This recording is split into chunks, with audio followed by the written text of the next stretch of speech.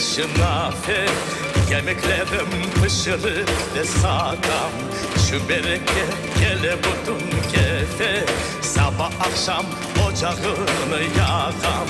Hamurumu akşamdan ben bassam, sabah erte çıkarım şu berek. Hazırlanan yemeklerimi satsam, ne kuvanam bana başka ne gerek.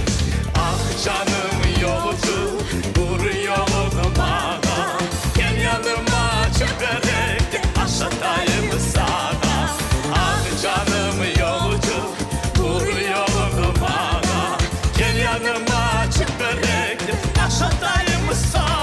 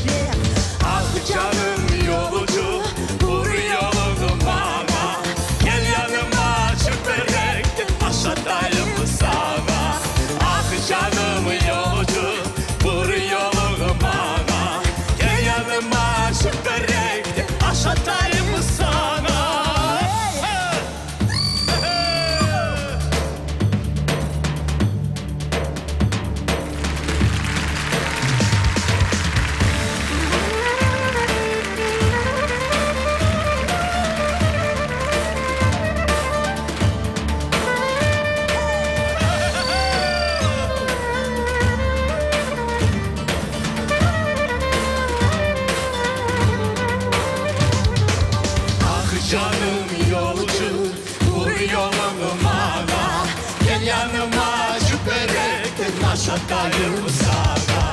Ah canım yolcu, vur yolunu bana, gel yanıma çöperekten aşağıdayım sana.